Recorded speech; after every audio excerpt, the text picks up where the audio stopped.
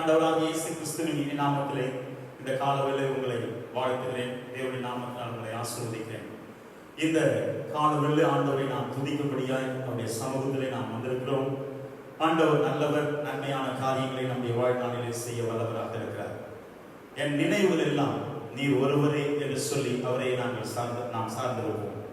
எரேமியாவின் தீர்க்கதரிசன புஸ்தகம் 29ஆம் அதிகாரம் 11ஆம் வசனத்திலே ஆண்டவருடைய வார்த்தை விதமாய் சொல்லப்படுகிறது. வாசிக்க கேட்போம். நீங்கள்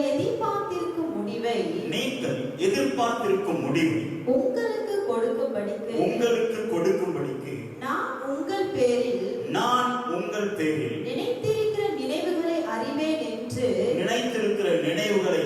என்று கர்த்தர் சொல்லுகிறார். அவைகள் தீமைக்கல்ல, சமாதானத்துக்கு ஏதுவான நினைவுகளை. கரங்களை தட்டி ஆண்டவரை நாம் மகிமைப்படுத்துவோம். சமாதானத்திற்கு ஏதுவான நினைவுகளை தேவன் நம் பேரில் வைத்திருக்கிறார். நாம் அவருடைய நினைவாக இருக்கிறோம். இந்த காலங்களில் அவரை நினைத்து நாம் அவரை துதிப்போம். Praise the Lord. Hallelujah.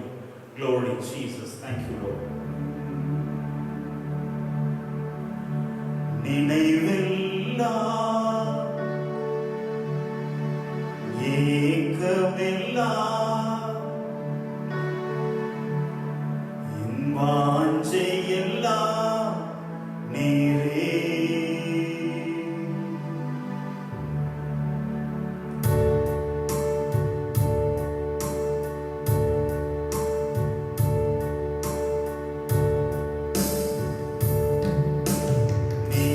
நினைவெல்லாம்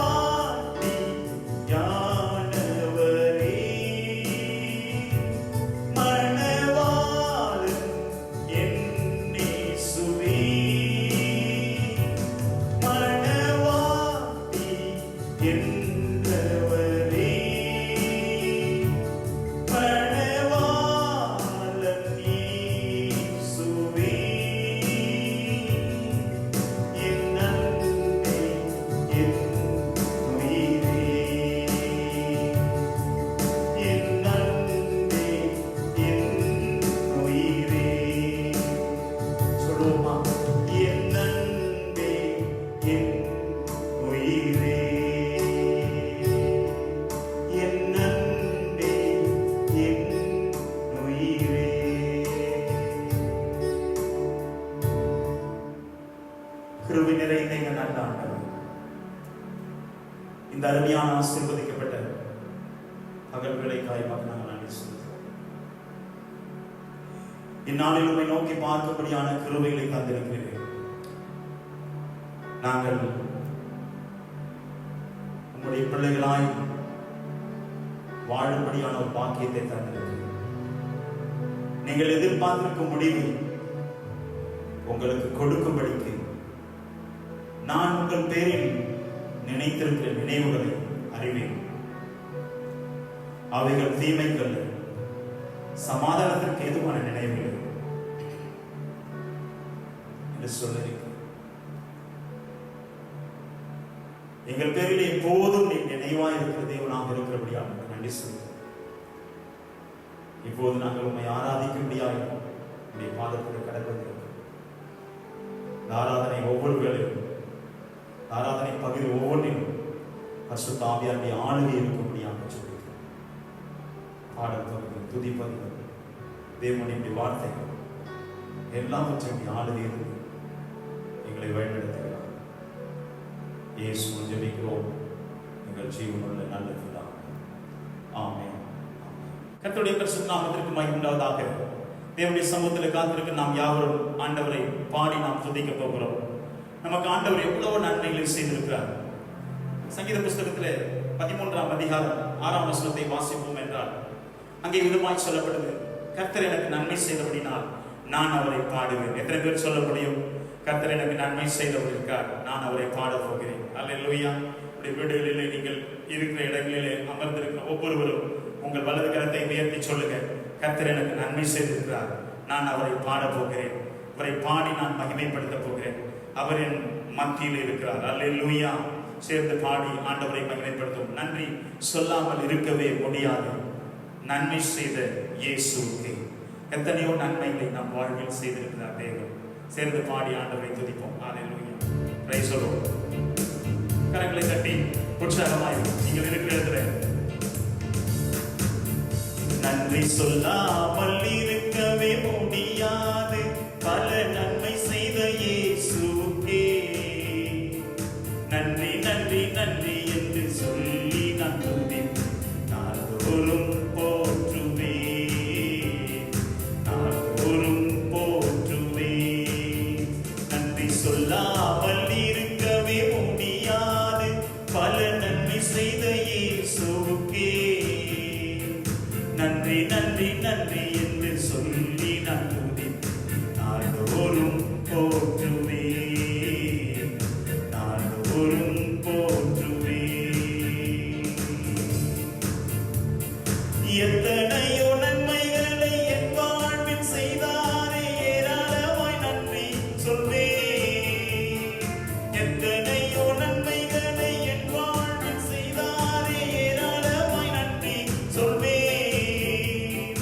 அத்தனையும் நினைத்து நினைத்து நான் துதிப்பேன், ஆண்டவரை போற்றுவேன்.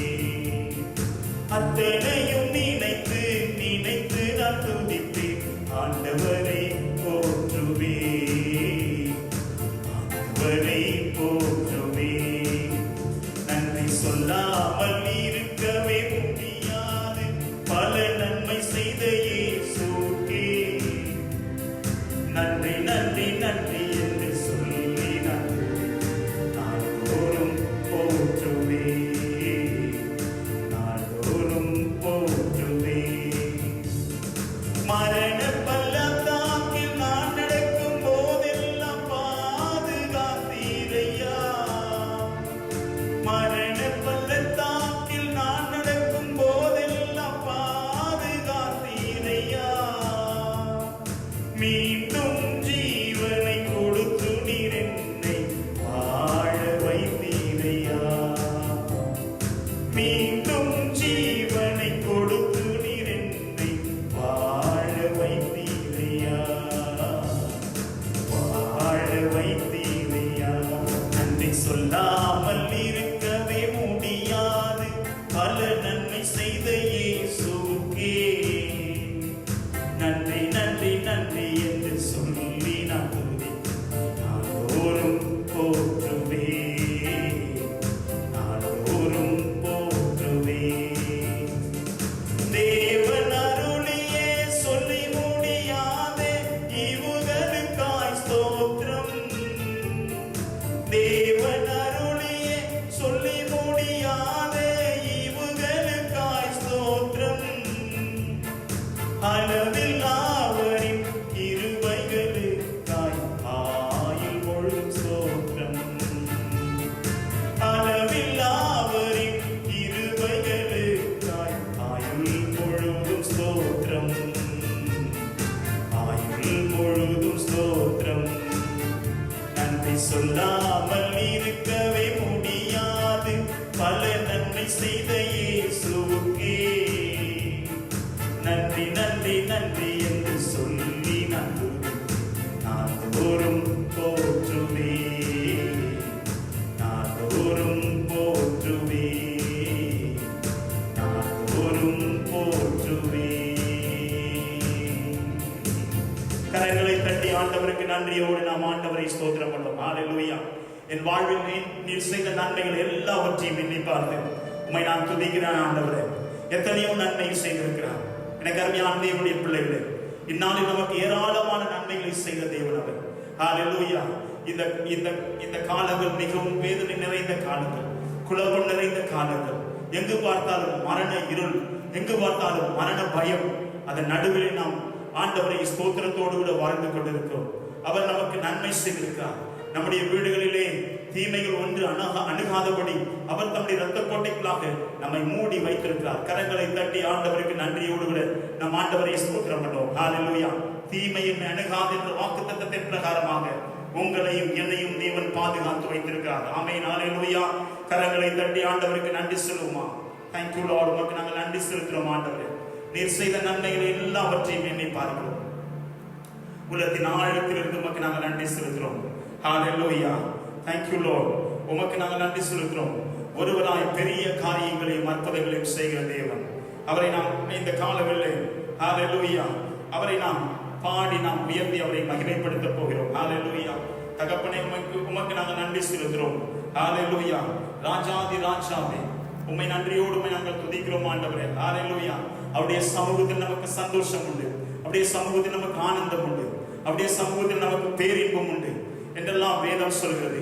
இந்த காலவெளியில் ஆண்டவருடைய சமூகத்திற்கு வந்திருக்கிற எனக்கு அருமையான தேவனுடைய பிள்ளைகளே, அவருடைய சமூகத்திலே நமக்கு வைத்திருக்கிற மேன்மையான ஆசீர்வாதங்களை நாம் நினைத்து ஆண்டவரை நாம் மகிமைப்படுத்துவோமா? ஹல்லேலூயா. Glory Jesus. Thank you Lord. உம்முடைய சமூகத்திற்கு நாங்கள் நன்றி செலுத்துகிறோம் ஆண்டவரே. ஹல்லேலூயா. 1 நாளாகமத்தின் புத்தகம் 14ஆம் அதிகாரம் 27ஆம் வசனத்தை வாசிப்பீர்கள் என்றால் ஆண்டவருடைய வேத புத்தகம் விதமாய் சொல்லப்படுது. மகிமையும் கனமும் அவருடைய சமூகத்தில் இருக்கிறதாம். கரங்களை கட்டி ஆண்டவருக்கு நன்றி செலுத்துவோம். மகிமையும் கனமும் அவருடைய சமூகத்தில் இருக்கிறது. வல்லமையும் மகிழ்ச்சியும் அவர் ஸ்தலத்தில் இருக்கிறது என்று வேதம் சொல்கிறது. ஹalleluya. கரங்களை தட்டி ஆண்டவருக்கு நன்றியோடு கூட நாம் ஆண்டவரை ஸ்தோத்திரம் பண்ணுவோம். ஹalleluya. மகிமையும் கனமும் அவருடைய சமூகத்தில் இருக்கிறது. இப்போது நம்முடைய சமூகத்தில் நாம் அமர்ந்திருக்கிற இடத்திலே ஆண்டவருடைய சமூகத்தில் அமர்ந்திருக்கிறோம் என்ற சிந்தையோடு கூட அவரை நோக்கி பாருங்கள். ஹalleluya. Praise the Lord Jesus. Thank you Lord. உம்முடைய நாமத்திற்கு மகிமை செலுத்துகிறோம் ஆண்டவரே. உம்முடைய நாமத்தை நாங்கள் உயர்த்துகிறோம். நீர் ஒருவரே பெரியவர். ஹalleluya. எல்லாம் சொல்லுங்க. நீர் ஒருவரே பெரியவர். நீர் ஒருவரே சர்வ வல்லமை உள்ளவர். நீர் ஒருவரே ஆண்டவரே மகிமையும் மாட்சிமையும் நிறைந்தவர். மகிமையும் கனமும் உம்முடைய கரத்தில் இருக்கிறது ஆண்டவரே. ஆண்டவரே 1 நாளாகமத்தின் புத்தகம் 16ஆம் அதிகாரத்திலே 27ஆம் வசனத்தில் நாங்கள் வாசித்தபடி மகிமையும் கனமும் அவர் சமூகத்தில் இருக்கிறது. வல்லமையும் மகிழ்ச்சியும் அவர் ஸ்தலத்தில் இருக்கிற 28ஆம் வசனத்தில் சொல்லப்படுகிறது. 28ஆம் வசனத்தை வாசிப்போம். 1 நாளாகமம் 16:28 வாசிப்போம். ஹalleluya. ஜனங்களின் வம்சங்களே, ஜனங்களின் வம்சங்களே, கர்த்தருக்கு மகிமையும் வல்லமையும் செலுத்துங்கள். வல்லமையும் செலுத்துங்கள். கர்த்தருக்கே அதை செலுத்துங்கள். கர்த்தருக்கே அதை செலுத்துங்கள். கரங்களை தட்டி ஆண்டவருக்கு நன்றி செலுத்துவோம். ஹalleluya. ஜனங்களின் வம்சங்களே, ஆண்டவருடைய வார்த்தையை கேளுங்கள். ஜனங்களின் வம்சங்களே, கர்த்தருக்கு மகிமையும் வல்லமையும் செலுத்துங்கள். கர்த்தருக்கே அதை செலுத்துங்கள். ஹalleluya. மகிழ்ச்சியும் கனமும் அவர் சமூகத்தில் இருக்கிறது. வல்லமையும் மகிழ்ச்சியும் அவர் ஸ்தலத்தில் இருக்கிறது. உங்களுக்கு தேவையான மகிழ்ச்சி ஆண்டவர் கொடுக்க வல்லவராக இருக்கிறார். உங்க துக்கத்தை சந்தோஷமா மாற்ற தேவன் வல்லவராக இருக்கிறார். எல்லா கரங்களை தட்டி ஆண்டவருக்கு நன்றி செலுத்துவோமா? வாதையும் கூடாரத்தை அழகாது என்ற வாக்குத்தத்தத்தின் பிரகாரமாக பொல்லாப்பு உனக்கு நேரிடாது, வாதையும் கூடாரத்தை அணுகாது. அது அணுகாமல் இருக்கணும்னா நீ அவர் சமூகத்தில் இருக்கிறவர்களா இருக்கணும். ஹalleluya. எல்லாம் சேர்ந்து இன்னொரு பாடலை பாடி நாம் ஆண்டவரை ஆராதிப்போம். அப்பாவும் சமூகத்திலே எப்போதும் ஆராதனை. Price the Lord. அப்பாவை துதிக்கையிலே என் உள்ளமெல்லாம் பொங்குதையா. உள்ளத்தின் ஆழத்திலிருந்து ஒரு மனமாய் அவரை பாடி நாம் மகிமைப்படுத்துவோம். ஹalleluya. Praise the Lord.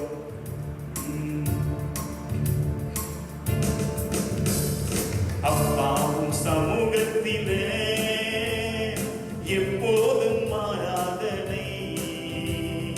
அப்பாவை துதிக்கையிலே என் உள்ளமெல்லாம் பொங்குதையா, என் உள்ளமெல்லாம் பொங்குதையா. அப்பாவும் சமூகத்திலே எப்போதும் ஆராதனை.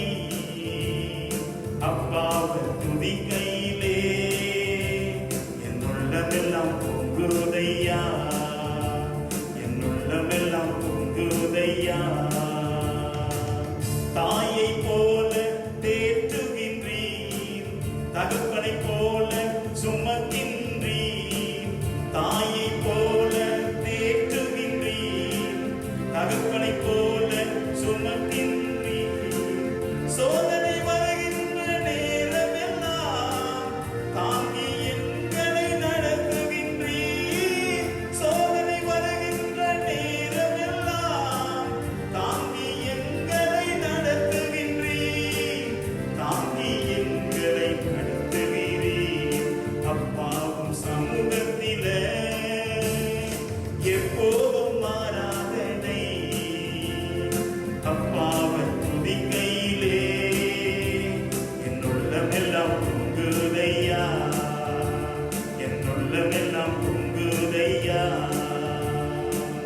கூப்பிடும் காற்றை குஞ்சுகட்கும் ஆகாரத்தை தருகின்றீர்.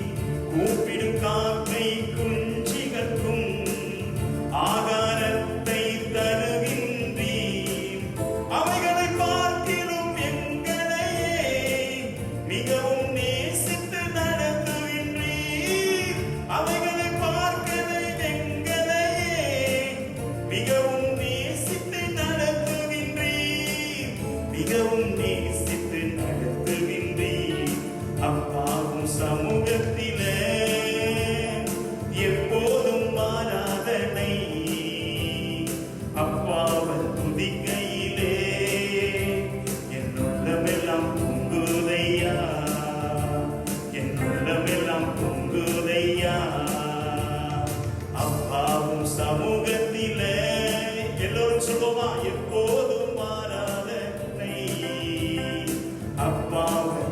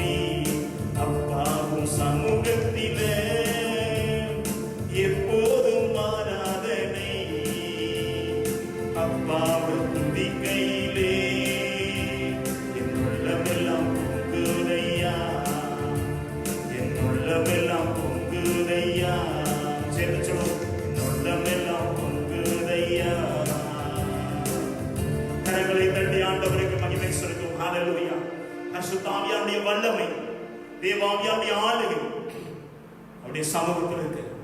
நாம் ஒன்று கூடி ஆண்டவரை ஆராதிக்கும் போது அவர் நம் நடுவில் வந்தார். உலகத்தின் முடிவு பரிந்தும் சகல நாட்களில் நான் உங்களோடு கூட இருப்பேன் என்று சொன்னவர் அவர் நம்மோடு கூட இருக்கிறார். கரங்களை தட்டி ஆண்டவருக்கு நன்றி செலுத்துவோமா? பரிசுத்த ஆவியானவரே, உம்முடைய வல்லமைகளுக்காக நன்றி, உம்முடைய மகிமைக்காக, உம்முடைய மாட்சிமைக்காக உமக்கு நன்றி ஆண்டவரே. மகிமையும் கனமும் உம்முடைய சமூகத்தில் இருக்கிற நேரத்தில் வாசித்தோமே. வல்லமையும் மகிழ்ச்சியும் உம்முடைய ஸ்தலத்தில் இருக்கிற நேரத்தில் வாசித்தோமே ஆண்டவரே. கனமும் மகிமையும் வல்லமையும் மகிழ்ச்சியும் ஆண்டவரை ஆராதிக்கிற உடைய பிள்ளைகள் வாழ்வில் நிறைவாய் தந்தருளபடியாய் உம்மை துதிக்கிறோம். கரங்களை தட்டி ஆண்டவருக்கு நன்றி செலுத்துவோம். Thank you Jesus. நன்றி செலுத்துவோம். நன்றி பரிசுத்த. ஹல்லேலூயா. இந்த காலவெளியில் நாம் ஆண்டவரை ஆராதிக்கும்படியான கிருபைகளை ஆண்டவர் நமக்கு தந்திருக்கிறார். கரங்களை தட்டி ஆண்டவரே, உம்மை ஆராதிக்கும்படியான வாக்கியத்தை எங்கள் வாழ்நாளில் தந்தவரை மக்கள் ஸ்தோத்திரம். மகிமையும் கனமும் அவருடைய சமூகத்தில் இருக்கிறது. வல்லமும் மகிழ்ச்சியும் அவர் ஸ்தலத்தில் இருக்கின்ற வேதத்தில் வாசித்ததைப் போல எங்கள் தேவனாகிய கர்த்தாவே, நாங்கள் உடைய பாதத்தில் காத்திருக்கின்ற உடைய புதிய கிருபைகளை பெற்றுக்கொள்ளபடியான கிருபைகளை தந்தீரே. அதற்காக மக்கள் நன்றி செலுத்துகிறோம். Thank you Lord. மக்கள் நன்றி. கிருபை நிறைந்த எங்கள் நல்ல ஆண்டவரே, இந்த நாளுக்காக மக்கள் ஸ்தோத்திரம். நாங்கள் உண்மை பாடி ஆராதிக்கவும் ஆண்டவரை துதிக்கவும் நீர் பாராட்டின இரக்கங்களுக்காக தயவுக்காக மக்கள் நன்றி. உடைய வேத வசனத்தை நாங்கள் தியானிக்க இருக்கிறோம். தியான பகுதியில் பரிசுத்த ஆவியானுடைய ஆளுகை வெளிப்படுதான். அடியனை மறைத்து நீர் வெளிப்படும். இயேசு மூலம் ஜெபிக்கிறோம் என்ற ஜீவனுள்ள நல்ல பிதாவே. ஆமென். ஆமென். ஹல்லேலூயா. ஹல்லேலூயா. இந்த காலவெளியிலே ஆண்டவருடைய சமூகத்திலே நாம் காத்திருக்கும்படியான பாக்கியத்தை ஆண்டவர் தந்திருக்கிறார். இந்த நாளிலே ஆண்டவருடைய வசனத்தை நாம் தியானிக்க இருக்கிறோம். நாம் இன்றைக்கு எடுத்துக்கொள்கிற வேத பகுதி ஓசியாவின் தீர்க்கதரிசன புஸ்தகம் 14ஆம் அதிகாரம் 5ஆம் வசனத்தையும் 6ஆம் வசனத்தையும் நாம் வாசிக்க கேட்போம். ஓசியா 14:5-6. ஆண்டவருடைய வார்த்தை விதமாய் சொல்லப்படுது. நான் இஸ்ரவேலுக்கு பனியை போல் இருப்பேன் என்று ஆண்டவர் சொல்கிறார். வாசியுங்கள். நான் இஸ்ரவேலுக்கு பனியை போல் இருப்பேன். அவன் லீலி புஷ்பத்தை போல மலருவான். லீபனோனை போல் வேரூன்றி நிற்பான். அவன் கிளைகள் ஓங்கி படரும். அவன் அலங்காரம் ஒலிவ மரத்தினுடைய அலங்காரத்தை போலவும் அவனுடைய வாசனை லீபனோனுடைய வாசனையை போல் இருக்கும். கரங்களை தட்டி ஆண்டவருக்கு நாம் மகிமை செலுத்துவோம். ஆண்டவருடைய வசனத்தை இன்றைக்கு நாம் தியானிக்கிற வேளையில் நாம் இருக்கிறோம். ஆண்டவருடைய வாக்குத்தத்தம் இந்த ஓசியாவின் தீர்க்கதரிசன புஸ்தகத்தில் உரைக்கப்பட்ட வாசகத்தை நன்றாக கவனித்து பாருங்கள். நம்முடைய தேவன் நமக்கு எவ்விதங்களிலே அவர் நம்மோடு கூட இருக்கிறார், அவர் எப்படியெல்லாம் நமக்கு நன்மை செய்கிறார், அவருடைய கரத்தில் எப்படிப்பட்ட நன்மைகள் இருக்கின்றது எல்லாவற்றையும் நாம் கவனித்து பார்ப்போம். இந்த நாளிலே கர்த்தர் உங்களை அன்போடு பார்த்து சொல்கிறார், இஸ்ரவேலே, யாக்கோப்பே, எப்ராயிமே, நான் உன்னை எப்படி மறப்பேன், உன்னை எப்படி கைவிடுவேன். ஆண்டவருடைய வார்த்தைகள் எவ்வளவு அழகாக இருக்கிறது. நம் தேவன் ஒரு தகப்பனை போல நம் கண்ணீரை துடைக்கிற தேவனாக இருக்கிறார். ஒரு தாயை போல நம்மை அரவணைக்கிற ஒரு தேவனாக இருக்கிறார். ஒரு சிநேகிதனை போல நம்மோடு பேசுகிற தேவனாக இருக்கிறார். ஒரு நல்ல மேய்ப்பனாக தன் ஜீவனை நமக்காக தருகிறவராய் இருக்கிறார், தந்தவராய் இருக்கிறார் என்று தான் சொல்ல வேண்டும். நம்முடைய தேவன் எவ்வளவு அன்பு நிறைந்தவர். அவருடைய வாக்கு தத்தங்கள் பரிசுத்த வேதாகமத்திலே ஒவ்வொன்றையும் நீங்கள் கூர்ந்து கவனித்து பார்ப்பீர்கள் என்றால், தேவனுடைய வாக்கு தத்தங்கள் விதமாய் சொல்லப்படுது.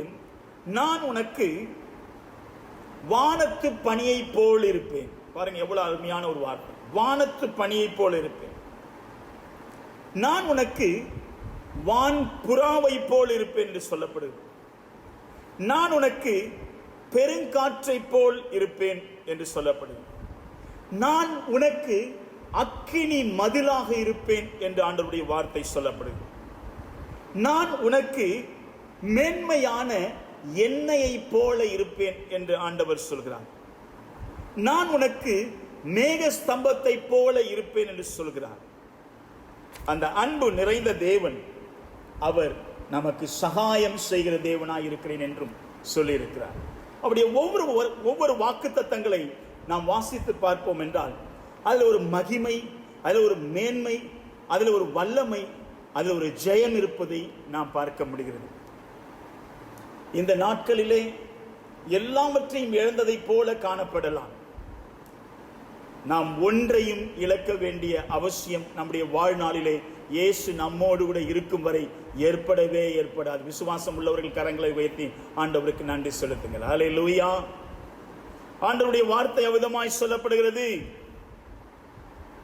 என் அருமையான தேவ பிள்ளைகளே, நான் இஸ்ரவேலுக்கு பனியை போல் இருப்பேன் என்று சொல்கிறார். அவன் லீலை புஷ்பத்தை போல மலருவான் என்று ஆண்டவருடைய வேத புத்தகம் அழகாய் சொல்லப்படுவதை இந்த வேதத்திலே நாம் வாசிக்கப்படுகிறது. ஆகவே நான் உனக்கு பனியை போல இருப்பேன். இது பனி என்பது ஒரு மேன்மையான ஆசீர்வாதம். மழை ஒரு ஆசீர்வாதம் என்றால் பனி ஒரு மேன்மையான ஆசீர்வாதம். மழைக்கும் பனிக்கும் வித்தியாசம் நாம் தெரிந்து கொள்ள வேண்டும். மழை நம்முடைய கண்களால் காணக்கூடியது, பனி நாம் கண்களினால் காணக்கூடாது. மழை பெய்யும் போது சடவென்று மழை பெய்து சேரும் சகதியாய் மாறிவிடும். ஆனால் பனி அப்படி அல்ல. அது மேன்மையாக, மிகவும் மெதுவாக அது பூமியிலே அது இறங்கி வரும். அது ஒரு மகிமையான ஆசீர்வாதத்தை கொண்டு வரும். ஆகவே இன்றைக்கு நாம் ஆண்டவருடைய வேதத்திலிருந்து ஆண்டவர் நமக்கு இஸ்ரவேலுக்கு எவ்விதமாய் இருக்கிறார் என்பதை இந்த ஒரு வசனத்திலிருந்து நாம் அறிந்து கொள்ள போகிறோம். சொல்றார், நான் உனக்கு பனியை போல இருப்பேன், லீலி புஷ்பத்தை போல இருப்பேன், லீபனோனில் நீ வேரூன்றி நிற்பாய், உன் பிள்ளைகள் ஓங்கி படர்வார்கள், ஒலிவ மரத்தின் அலங்காரம் உனக்கு இருக்கும். இந்த 5 நிலையின் ஆசீர்வாதங்களை நாம் இன்றைக்கு பார்க்க போகிறோம். இந்த உலகத்தை தேவன் உண்டாக்கின போது முதல் வானத்திலிருந்து பூமிக்கு வந்தது பனிதான். பனியினால் தான் விளைச்சல் நிலங்கள் எல்லாம் விளைந்தது. மழை இல்லை. நோவாவின் நாட்களில் தான் மழை வந்தது. ஆனபடினால் தான் நோவாவுக்கு கர்த்தர் சொன்ன வார்த்தையை நோவா ஜனங்களுக்கு சொன்ன போது ஜனங்கள் நம்பவில்லை. ஏனென்றால் அதுவரை அவர்கள் மழையை பார்த்ததே கிடையாது. நோவா ஏதோ பிதற்றுகிறார் என்று நினைத்தார்கள். பனியினால் பூமியை ஆசீர்வதித்தார். ஆதியாகமத்தின் புஸ்தகத்திலே நீங்கள் வாசிக்கப்படும் போது ஆண்டவருடைய வார்த்தை விதமாய் சொல்லப்படுது. ஆதியாகமத்தின் புஸ்தகம் 27ஆம் அதிகாரம் 28ஆம் வசனத்தை வாசிக்க கேட்போம். ஈசாக்கு யாக்கோபை என்ன சொல்லி ஆசீர்வதிக்கிறார் என்று பாருங்கள். ஆதியாகமம் 27-28 வாசிக்க கேட்போம். தேவன் உனக்கு வானத்து பனியையும் பூமியின் கொழுமையும் கொடுத்து மிகுந்த தியானத்தினால் திராட்சை ரசத்தையும் தந்தருவாராக. தானிய என்று வேதம், மிகுந்த தானியத்தினால், அப்படிதானே வேதம் சொல்லப்படுது. மிகுந்த தானியம். அங்க முதல் சொல்ற ஒரு வார்த்தை பாருங்க, தேவன் உனக்கு வானத்தின் பனியையும், அந்த பனியின் மூலமா ஏற்படுகிற கொழுமைகளை அதுக்கு பின்பு வரிசைப்படுத்தி சொல்வதை நாம் அங்கே வாசிக்க முடிகிறது. ஆதியாகமத்தின் புஸ்தகத்திலே 2ஆம் அதிகாரத்திலே 6ஆம் வசனத்தை வாசிப்போம் என்னால் அங்கே வேதம் விதமாய் சொல்லப்படுது. வாசிக்க கேட்போம்.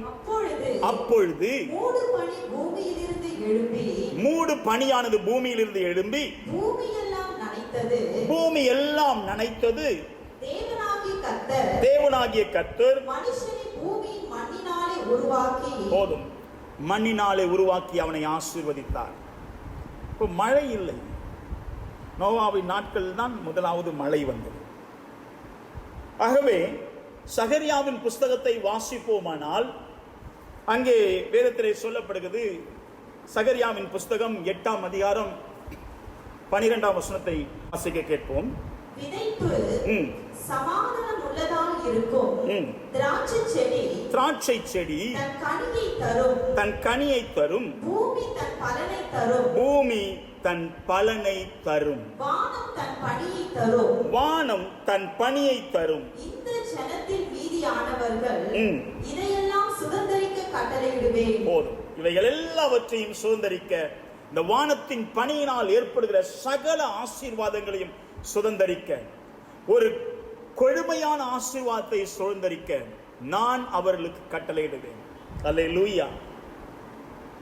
இப்போது இருக்கிற இந்த குறைவு காலங்களை நீங்க பார்க்க வேண்டாம். மீண்டும் மீண்டும் நான் சொல்கிறேன், குறைவுகளை நிறைவாக்குகிற தேவனாகிய கர்த்தரை நோக்கி பாருங்கள். ஆண்டவருடைய வேத புத்தகத்திலே சொல்லப்படுகிற வாக்கு தத்தங்களை பிடித்துக் கொள்ளுங்கள். என் தேவன் தம்முடைய ஐசுவத்தின்படியே உங்கள் வாழ்க்கையில் குறைவுகள் எல்லாம் கிறிஸ்தேசுவின் மகிமையினாலே நிறைவாக்குவார் என்ற வேத வாக்கு தத்தத்தை நினைவு கூறுங்கள். உங்கள் வாழ்க்கையில் இருக்கிற எல்லா குறைவுகளும் நிறைவாக வேண்டும் என்றால் நிறைவானவரை நோக்கி பார்ப்போம். பரிசுத்த வேதாகமத்திலே பணி என்பது அது கிருபையை நமக்கு வெளிப்படுத்தி காண்பிக்கிறது என்பதை நாம் அறிந்து கொள்ள வேண்டும். இப்பொழுது நாம் வாசித்த வேத பகுதியிலே பூமி தன் பலனை கொடுக்கும், வானம் தன் பணியை தந்தருளும் என்று வாசிக்க கேட்டோம். பணி என்பது தேவனுடைய கிருபையை காண்பிக்கிறது. அவருடைய கிருபையில் ஏராளமான ஆசீர்வாதங்கள் இருக்கிறது. அவருடைய கிருபை மகிமையை நமக்கு கொண்டு வரும். அவருடைய கிருபையினாலே மேன்மையான மகிமையான ஆசீர்வாதங்களை நாம் பெற்றுக்கொள்ள முடியும். பரிசுத்த வேதாகமத்திலே உபாகமத்தின் புஸ்தகம் 32ஆம் அதிகாரம் 2ஆம் வசனத்தை வாசிப்போமென்றால் இங்கே சொல்லப்படுது, கர்த்தர் எகிப்திலிருந்து அவர்களை அழைத்து வந்த சம்பவத்தை வாசிக்க முடியும். வாசிங்க உபாகமம் 32:2 வாசிங்க. மழையானது இளம் பயிரின் மேல் பொழிவதைப் போல என் உபதேசம் பொழியும். பனித்துளிகள் புல்லின் மேல் இறங்குவதைப் போல என் வசனம் இறங்கும். அல்லேலூயா. என் வசனம் இறங்கும், என் வார்த்தை இறங்கும். எகிப்து தேசத்திலே ஜனங்களை அழைத்து வந்த போது யாத்ராமத்தின் புஸ்தகம் 16ஆம் அதிகாரத்திலே 15ஆம் வசனத்தையும் 14ஆம் வசனத்தையும் 15ஆம் வசனத்தையும் வாசிப்போம் என்றால் இங்கே ஒரு பெரிய சம்பவம் இருக்கிறது. கர்த்தர் தம்முடைய ஜனங்களை வானத்தின் மன்னாவினால் அவர்களை போஷித்தார் என்று வேதம் சொல்லப்படுகிறது. வானத்தின் மன்னாவினால் அவர்களை போஷித்தார். அது மகிமையான ஆசீர்வாதத்தை கொண்டு வருகிறது, காண்பிக்கிறது. மன்னா என்றால் அது தேனிட்ட பணியாரத்தை போன்றது என்று வேதம் சொல்லப்படுகிறது. அது தேவதூதர்களின் உணவாக காணப்படுது. காலையிலே அவைகள் இஸ்ரவேல் ஜனங்களுக்கு அருளப்பட்டது, கொடுக்கப்பட்டது. எப்படி? குறைவாக அல்ல, அவர்கள் திருப்தியாகும் வரை, அவர்கள் திருப்திப்படும் வரை அவர்களுக்கு அது அருளப்பட்டது என்று பரிசுத்த வேதாகமத்திலே வாசிக்கிறோம். இந்த மன்னாவை குறித்து வேத புத்தகத்திலே ஒரு அருமையான சம்பவம் அங்கே இருப்பதை நாம் வாசிக்க முடியும். இந்த 2 வசனத்தை மட்டும் வாசிக்க கேட்போம். யாத்திராகமம் 14-15 வாசிக்க கேட்போம். இஸ்ரவேல் புத்திரர் அதை கண்டு அதை இன்னதென்று அறியாதிருந்து ஒருவரை ஒருவர் பார்த்து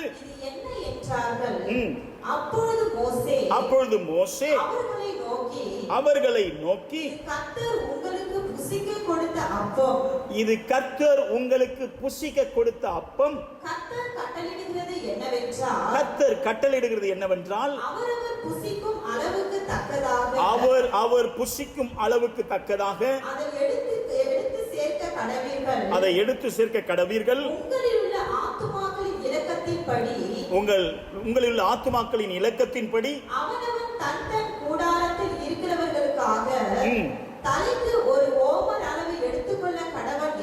ஒரு தலைக்கு ஒரு ஓமர் அளவு எடுத்துக்கொள்ள கடவன் என்றான். அப்படியே செய்து சிலர் மிகுதியாயும் போட்டார். போதும், இதை தொடர்ந்து வீட்டில் வாசிங்கள். ஒரு குடும்பத்திற்கு தேவையான நிறைவை தேவன் தந்தார். அந்த அளவை காண்பித்தார். இவ்வளவுதான் எடுக்கணும் ஒரு குடும்பம், அது நிறைவு இருக்கும். ஒரு வீட்டில் 10 பேர் இருந்தீங்கன்னா 10 ஓமர் என்றால் அது அளவு. இப்போ நம்ம பாஷையில் சொன்ன ஆழாக்கு அரிசி, ஒரு குடும்பத்துக்கு ஒரு 2 ஆழாக்கு 3 ஆழாக்கு அரிசி இல்லை 4 ஆழாக்கு அரிசி என்று அரிசியை அளவிடுவதை போல அது ஓமர் அளவிலே அவர்களுக்கு சொல்லப்பட்டது. அவர்களுக்கு தேவையான எடுத்துக்கணும். நிறைய எடுத்துட்டா அது அவர்களுக்கு பிரயோஜனத்தை கொடுக்காது. ஒருவேளை குறைவாக எடுத்தாங்கன்னா அந்த குறைவு நிறைவாகும். ஆனால் ஒரு மனிதனுக்கு அளவுக்கு அதிகமாக எடுக்கும்போது அது அவர்களுக்கு பயன்படாது. அதான் மகிமை, அதான் தேவனுடைய மகிமை. ஒரு குடும்பத்திற்கு தேவையான நிறைவை தேவன் அறிந்திருக்கிறார். ரொம்ப கஷ்டமான காலம், பணம் நெருக்கங்கள் அதிகமாக இருக்குது. ஆகவே நிறைய சம்பாதித்த காலங்களே கஷ்டம் இருந்தது. ஆனால் இப்போ சம்பாதிக்கவே முடியாத ஒரு காலம். ஆனாலும் நிறைவாய் உங்களையும் என்னையும் தேவன் போஷித்து வருகிறார். அதுதான் அவருடைய கிருபை. அவருடைய கிருபைகளுக்காக கரங்களை தட்டி ஆண்டவருக்கு நன்றி செலுத்துவோம். அதான் தேவனுடைய கிருபை. எனக்கு அருமையான தேவனுடைய பிள்ளைகளே, வானத்தின் பனியை போல நான் உங்களுக்கு நிறைவை கட்டளையிடுவேன் என்று ஆண்டவருடைய வேத புத்தகம் அழகாய் சொல்லப்படுகிறது. ஆகவே இரண்டாவது பார்ப்போம் என்றால், லீலி புஷ்பத்தை போல மலருவான். லீலி புஷ்பம் அது அழகை காண்பிக்கிறது. அது மலர்களிலே மிக வித்தியாசமான மலராக அது காணப்படுகிறது. எத்தனையோ விதமான மலர்கள், புஷ்பங்கள் இஸ்ரவேலில் இருந்தாலும் இந்த லீலி புஷ்பம் என்பது தனி சிறப்பை உடையது. அதனால்தான் இயேசு கிறிஸ்துவை புகழும் போது லீலி புஷ்பத்தை போன்றவர் என்று ஆண்டவரை அழகாய் வர்ணிக்கிறது வேத புத்தகம்.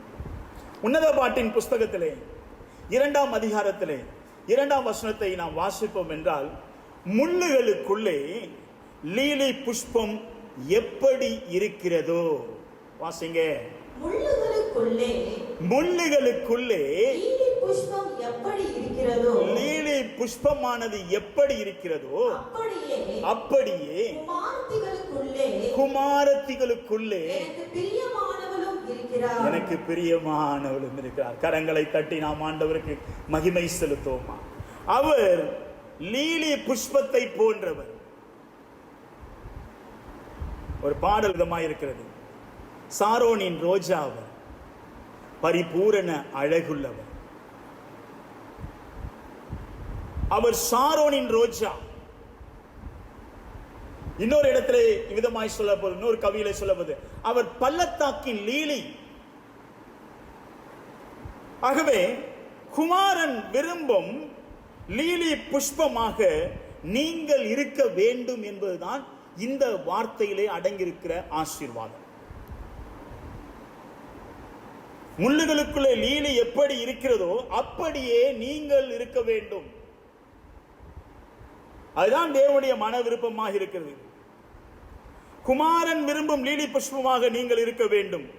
லீலி புஷ்பம் மொட்டா இருந்தால் வாசனை வீசாது, அது மலர வேண்டும். மலர்ந்தால் தான் வாசனை வீசும். அவ்விதமாகவே உங்களுடைய வாழ்க்கையானது கிறிஸ்துவுக்குள்ளே மலர்ந்திருக்க வேண்டும். கிறிஸ்துவின் மகிமையானது உங்களுக்குள் மலர்ந்திருக்க வேண்டும். அது இரவு நேரங்களில் தான் மலரக்கூடியது என்று இந்த வேத புத்தகத்திலே அதை குறித்த காரியங்கள் சொல்லப்படுகிறது. லீலி புஷ்பம் தோற்றம் எப்படி இருக்கும் என்றால், வேத பண்டிதர்கள் குறிப்பிட்டு வைத்திருக்கிறார்கள், எக்காலத்தை போல தோற்றம் உடையதாம். அது மகிமையை, கிறிஸ்துவின் மகிமையை வெளிப்படுத்தக்கூடிய தோற்றத்தை உடையதாம். ஒவ்வொரு பூக்கள் ஒவ்வொரு விதமான வடிவமைப்பு கொண்டது. ஆனால் இந்த லீலி புஷ்பமானது எப்படிப்பட்ட தோற்றத்தை உடையது என்றால், எக்காலத்தை போல, ஊதும் எக்காலத்தை போல தோற்றம் உடையதாம். அப்படி என்றால் அது இயேசு கிறிஸ்துவின் வருகையின் மகிமையை வெளிப்படுத்தக்கூடியதாக இருக்கிறது. இயேசு கிறிஸ்து வருவார். கர்த்தர் தாமே ஆரவாரத்தோடும் பிரதான தூதர்களோடும் தேவ எக்காலத்தோடும் அவர் பூமியில இறங்கி வருவார் என்று தெசலோனிக்கேயர் நிருபத்தில் 1 தெசலோனிக்கேயர் 4:16 வாசிக்கிறோம். வாசிக்க வேண்டாம். ஆகவே அவருடைய மகிமை, அவருடைய வல்லமை அவிதமாய் காணப்படுகிறது. நீங்களும் நானும் அவருக்கு லீலியை போல வெளிப்படுத்த வேண்டியவர்களாய் இருக்கிறோம் என்பதை அறிந்து கொள்ள வேண்டும். அவருடைய வருகை மிகவும் சமீபம். அவருடைய வருகைக்குரிய சகல அடையாளங்களும் நிறைவேறி கொண்டிருக்கிறது. ஆண்டவராகிய இயேசு கிறிஸ்து சொன்னார், நான் வரும் நாட்களிலே பஞ்சங்கள் ஏற்படும், கொள்ளை நோய்கள் ஏற்படும், ஆங்காங்கே பூமி அதிர்ச்சிகள் ஏற்படும். இவைகள் எல்லாவற்றையும் நம்முடைய கண்களினாலே பார்க்கிறோம். எனக்கு தெரிந்த ஒரு சகோதரர், அவருக்கு வயது ஒரு 75 78 வயது இருக்கும். அவர் சமீபத்திலே என்னோடு கூட தொலைபேசியில் அவர் பேசிக் கொண்டிருக்கும் போது சொன்னார், என் ஆயுஸ்ல நான் இப்படி ஒரு வியாதியை நான் பார்த்ததே இல்லை. வியாதி அங்கங்கே வரும், ஏதோ தமிழ்நாட்டில் கொஞ்சம் இருக்கும், இது அப்படி அல்ல. நம்ம கேள்விப்படுவோம், கேரளாவில் ஒரு வியாதி இருந்ததுன்னு கேள்விப்பட்டிருக்கிறேன் அப்படின்னு ஒவ்வொரு சில ஊர்களை குறிப்பிட்டு சொன்னார். ஆனால் இந்த வியாதியானது உலகம் முழுவதிலும் இருக்கிறது. அப்படியானால் இயேசு சொன்ன வார்த்தை நிறைவேறி கொண்டிருக்கிறது. இயேசு சொன்ன வார்த்தை நிறைவேறி கொண்டிருக்கிறது.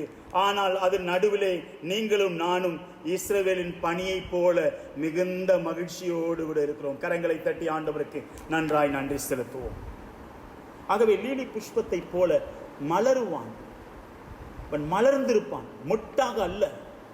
அவன் மலர்ந்திருப்பான். வாசனை வீசக்கூடியத நிலையிலே அவனுடைய வாழ்க்கை இருக்கும். நீங்கள் இயேசுவுக்கென்று நல்ல சுகந்த வாசனை வீசக்கூடியவர்களாய் இருக்க வேண்டும் என்பதை அறிந்து கொள்ள வேண்டும் என கருமையான தேவனுடைய பிள்ளைகளே. ஆண்டவருடைய வார்த்தையை தியானிக்கிற இந்த நாட்களிலே ஆலயங்களுக்கு செல்ல முடியவில்லையே என்கிற வருத்தம் உங்களுக்குள் இருந்தாலும் உங்களுடைய வீடே தேவனுடைய ஆலயமாக மாற்றப்பட்டிருக்கிறது. நீங்களே தேவனுடைய ஆலயம் என்று ஆண்டவருடைய வேத வசனம் சொன்னதைப் போல இன்றைக்கு நீங்களும் நானும் தேவனுடைய ஆலயங்களாய் நம்மை வெளிப்படுத்தி காண்பித்துக் கொண்டிருக்கிறோம்.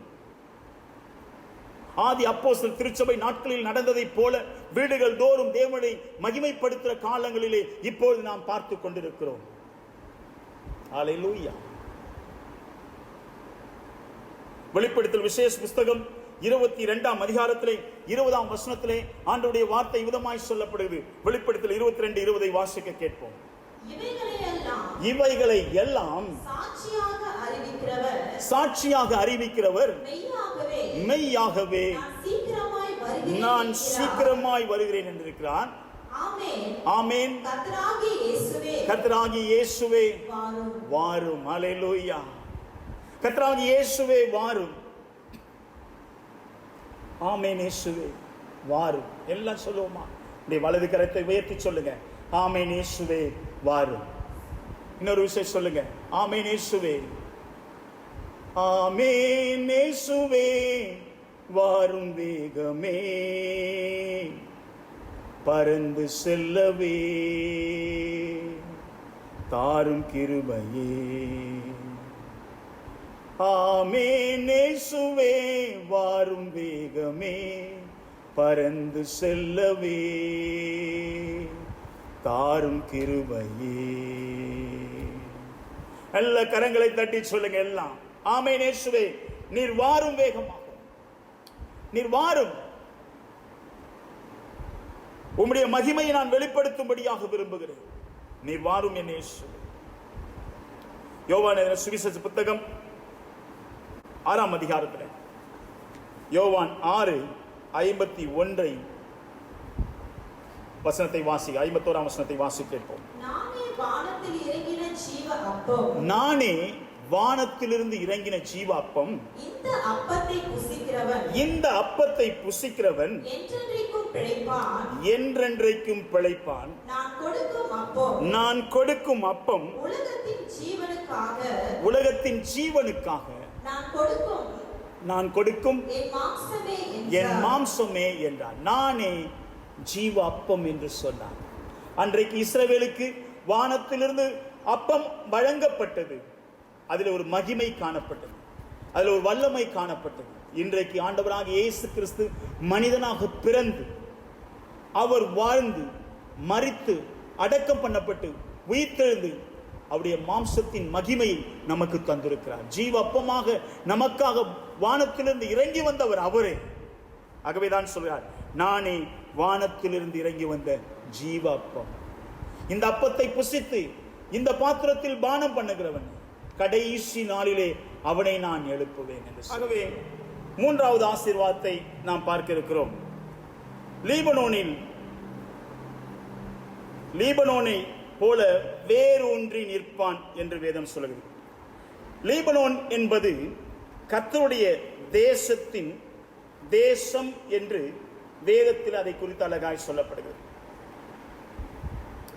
யோர்தானுக்கு அப்புறத்தில் உள்ள கர்த்தருடைய தேசம். மோசே மரிப்பதற்கு முன்பாக மோசேயானவர் தேவனிடத்தில் ஜெபித்த ஒரு ஜெபத்தை உபாகத்தின் புஸ்தகம் 3ஆம் அதிகாரத்திலே 25ஆம் வசனத்திலே நாம் வாசிக்கலாம். உபாகத்தின் புஸ்தகம் 3ஆம் அதிகாரம் 25ஆம் வசனத்திலே மோசேயின் ஜெபமாக இதை நாம் அங்கே பார்க்க முடிகிறது. வாசிக்க கேட்போம். நான் கடந்து போய் யோர்தானுக்கு அப்புறத்தில் உள்ள அந்த நல்ல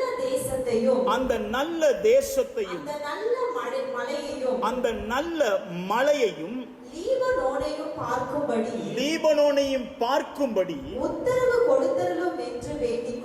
உத்தரவு தந்தருளும் தேவனே என்று வேண்டிக் கொண்டார் என்று வேதத்திலே வாசிக்கிறார். அதற்காக வேண்டுதல் செய்தார், இந்த லீபனோன் தேசத்தின் மலையை பார்க்கும்படியாக. அப்படி என்றால் லீபனோன் என்பது ஒரு மலை தேசம். அந்த தேசத்தின் மலையிலே தான் இந்த லீலி புஷ்பமானது மலரக்கூடியதாக இருக்கிறது. ஒரு உயர்ந்த ஸ்தலத்திலே மலரக்கூடிய மிகுந்த வாசனையை வீசக்கூடிய மலர்தான் லீபனோன். ஆகவே ஆண்டவர் சொல்றார், உங்களை லீபனோனை போல வேரூன்றி நிற்கும்படியாக செய்வேன். நீங்கள் இருக்கின்றதான இடத்திலே உங்களை ஆசீர்வதித்து மேன்மைப்படுத்த இயேசு வல்லவராக இருக்கிறார். அல்லேலூயா.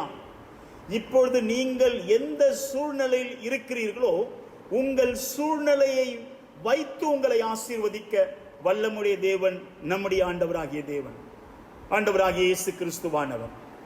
அவருக்கு 5000 பேரை போஷிப்பதற்கு 5 அப்பமும் 2 மீன்றும் போதும். அவருடைய கரத்தில் வந்தால் 5 அப்பம் 5000 மாறும், 2 மீன்கள் 5000 பேருக்கு போதுமானதாய் மாறும். அல்லேலூயா. ஆகவே நீங்கள் இருக்கிற நிலையை கண்டு நீங்கள் பயப்பட வேண்டிய அவசியம் இல்லை, அஞ்ச வேண்டிய அவசியம் இல்லை. எனக்கு அருமையான தேவனுடைய பிள்ளைகளே, மோசேயின் அந்த அழகான தேசத்தை பார்க்கும்படி அதை பார்த்த பின்பு மரிக்க வேண்டும் என்று மோசேயின் விருப்பமாய் காணப்பட்டது.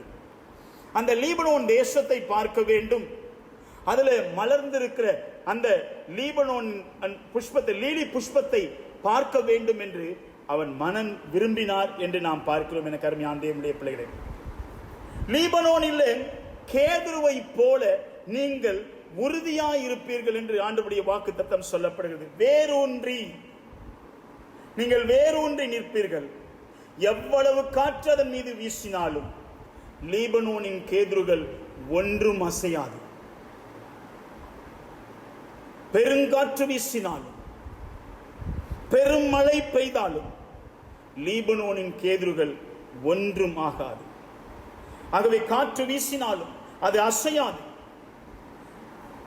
ஆண்டவருடைய வாக்குத்தத்தங்களிலே எரேமியாவின் தீர்க்கதரிசன புஸ்தகத்திலே 17ஆம் அதிகாரத்திலே 8ஆம் வசனத்தை வாசிப்போமானால் ஆண்டவருடைய வாக்குத்தத்தம் விதமாய் அங்கே ஒன்று சொல்லப்படுகிறது.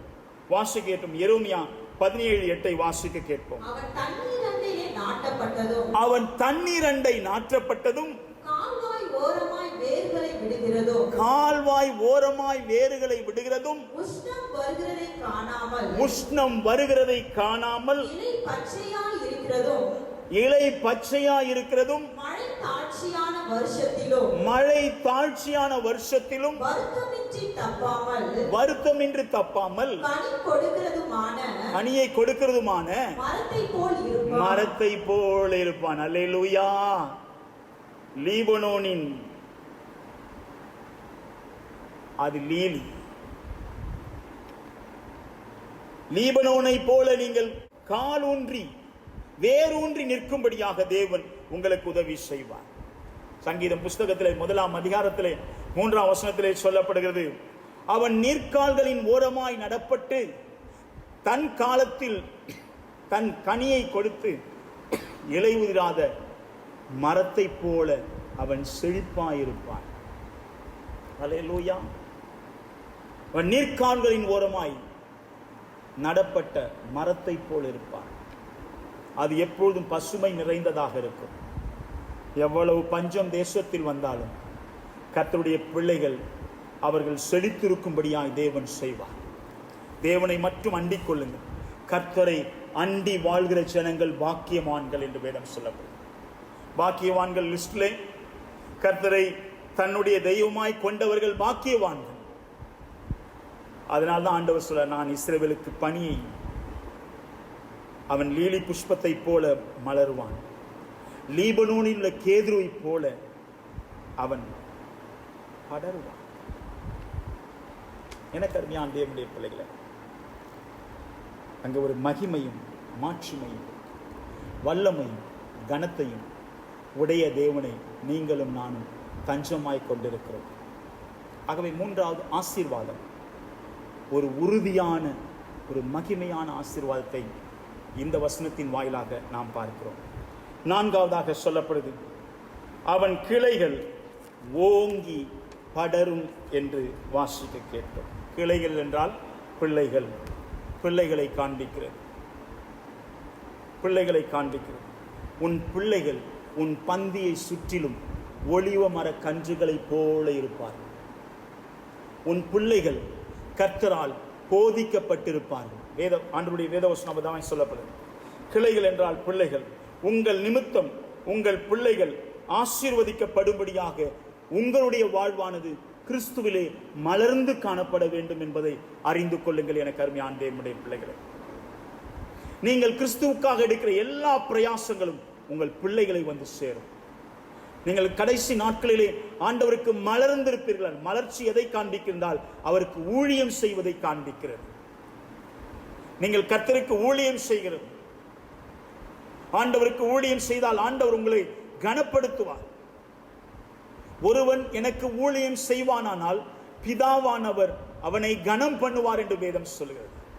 கர்த்தருக்கு ஊழியம் செஞ்சா நமக்கு கனம், மகிமை, வல்லமை, ஆசீர்வாதம், பராக்கிரம் எல்லாம் நிறைவாய் நமக்கு உண்டாகும் என்பதை அறிந்து கொள்ள வேண்டும். என கருமையான தேவனுடைய பிள்ளைகளே, ஏசாயாவின் தீர்க்கதரிசன புஸ்தகம் 11 அதிகாரம் 1 வசனத்தை வாசிப்பீர்கள் என்றால், ஏசாயாவின் தீர்க்கதரிசன புஸ்தகம் 11 1 வசனத்தை வாசிக்க கேட்போம்.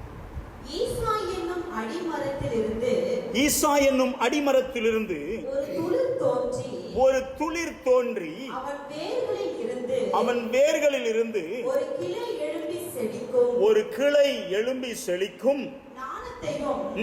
உணர்வையும் அருளும் ஆவியையும் ஆலோசனையும் பலனையும் அருளும் ஆவியையும் அறிவையும் கர்த்தருக்கு பயப்படுகிற பயத்தை அருளும் ஆவியும் ஆகிய கர்த்தருடைய ஆவியானவர் அவர் மேல் தங்கி இருப்பார். அல்லேலூயா. அந்த வேர்தான் ஆண்டவராகிய இயேசு கிறிஸ்துவானவர்.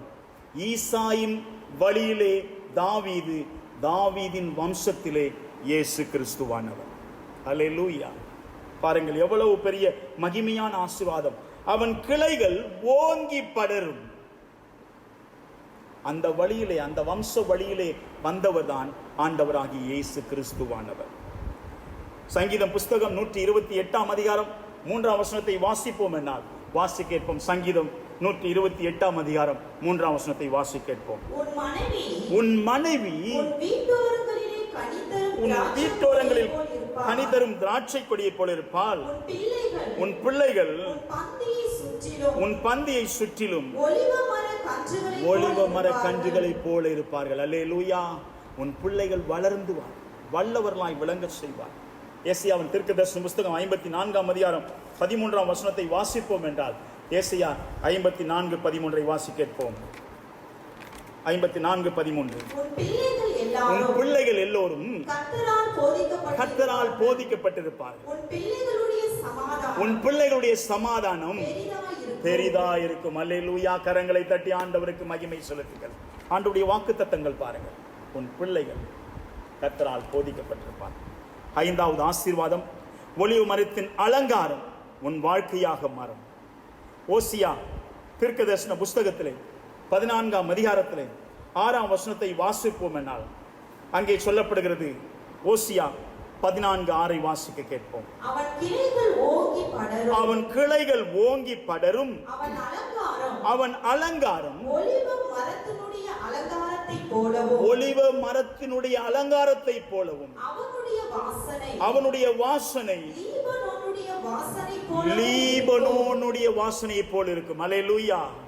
ஒலிவ மரத்தின் அலங்காரத்தை போல இருக்கும். ஒலிவ மரத்தை குறித்து ஏராளமான ஆசீர்வாதங்கள். ஏற்கனவே ஒலிவ மரத்தின் ஆசீர்வாதங்கள் 5 பிரசங்கித்திருக்கிறேன். 5 விதமான ஒலிவ மரத்தின் ஆசீர்வாதங்கள், 5 விதமான மகிமையை அது வெளிப்படுத்தக்கூடியதாக இருக்கிறது. ஆகவே எல்லா மரங்களிலும் சிறப்பான மரம் எது என்றால் அது ஒலிவ மரம் தான். ஆகவேதான் ஆண்டவராகிய இயேசு கிறிஸ்து கூட ஜெபிப்பதற்கு தேர்ந்தெடுத்த இடம் அந்த தோட்டம். ஒலிவ மரத்தின் இடையிலே அவர் தம்முடைய சீஷர்களோடு ஜெபம் பண்ணினார் என்று பார்க்கிறோம். அது மருத்துவ குணமுடையதாக ஒலிவ மரம் இருக்கிறது. அது சரீரத்திற்கு நல்ல பலனை கொடுக்கக்கூடியதாக இருக்கிறது. அதற்கு அழிவில்லை என்று வேதம் அதை குறித்து சொல்லப்படுது. ஆசீர்வாதம், மகிமையான ஆசீர்வாதம் அங்கே அந்த ஒலிவ மரத்தில் இருக்கிறது. நோவா பேழையை உண்டாக்குவதற்கு ஒலிவ மரத்தை பயன்படுத்தினார். உறுதியை அது காண்பிக்கிறது. ஆகவே ஒலிவ மரத்தின் அலங்காரம் உங்களுக்குள் இருக்கும் என்பதை அங்கே நாம் வாசிக்க முடிகிறோம் என கருமையான தேவனுடைய பிள்ளைகள். ஆகவே இந்த 5 விதமான ஆசீர்வாதங்களை இயேசு உங்களுக்கு கொடுத்து உங்களை ஆசீர்வதிக்க மகிமையும் வல்லமையும் நிறைந்தவராக இருக்கிறார். இஸ்ரவேல் தேசத்திலே சிறப்பான ஒரு மகிமையான ஒரு மரம் உண்டு என்றால் அது ஒலிவ மரம் தான் எனக்கு அருமையான தேவனுடைய பிள்ளைகள். அந்த ஒலிவ மரத்தின் அந்த வாசனை மிகுந்த மேன்மையான வாசனையாக அது வெளிப்படுத்தக்கூடியதாய் காணப்படுகிறது.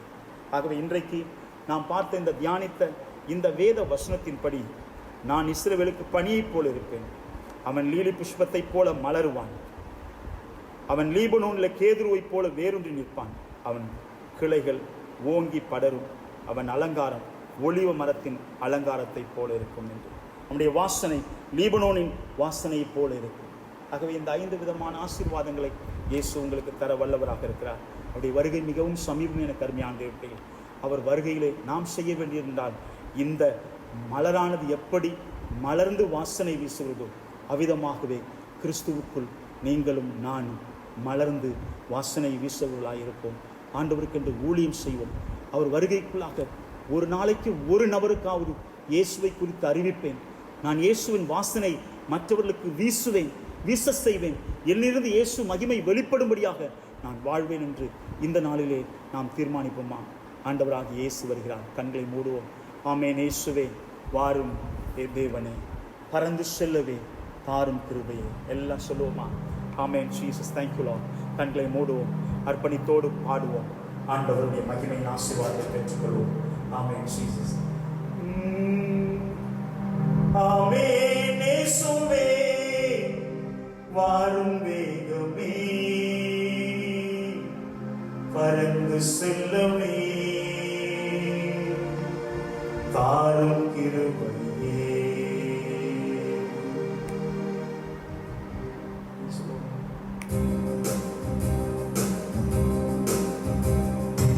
ஆமென். இயேசுவே வாரும் வேகமே, பறந்து செல்லவே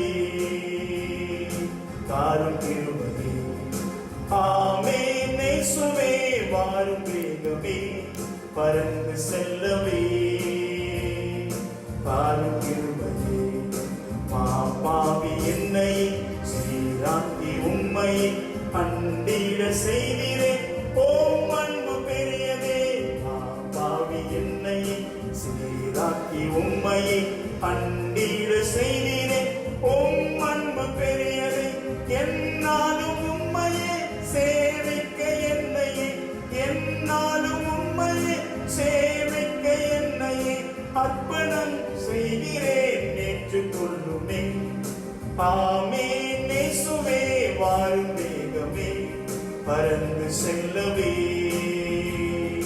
தாரும் கிருபையே. ஆமென் இயேசுவே வாரும் வேகமே பறந்து செல்லவே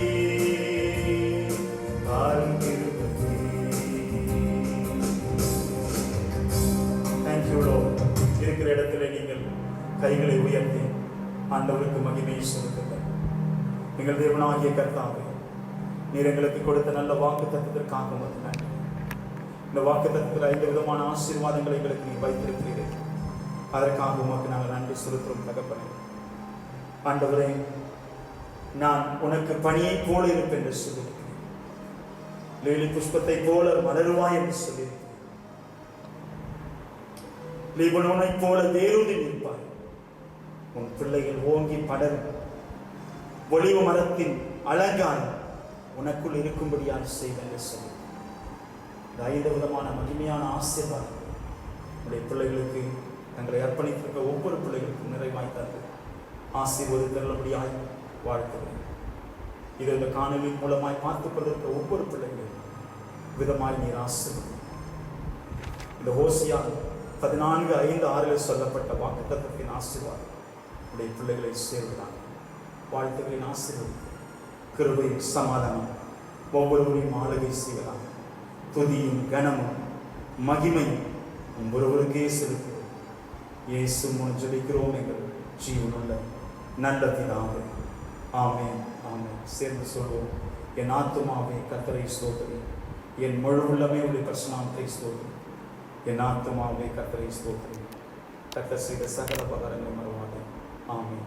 நம்முடைய கர்த்தராகிய இயேசுவின் கிருபையும் பிதாவாகிய தேவனுடைய அன்பும் பரிசுத்த ஆவியானுடைய அந்நியன் ஐக்கியம் சந்தோஷம் சமாதானம் நாம் அனைவரும் உலகத்தில் சகல பரிசுத்தவான்களும் கிறிஸ்துவின் வருகை வரைக்கும் என்றைக்கும் எடுத்திருப்பதாக.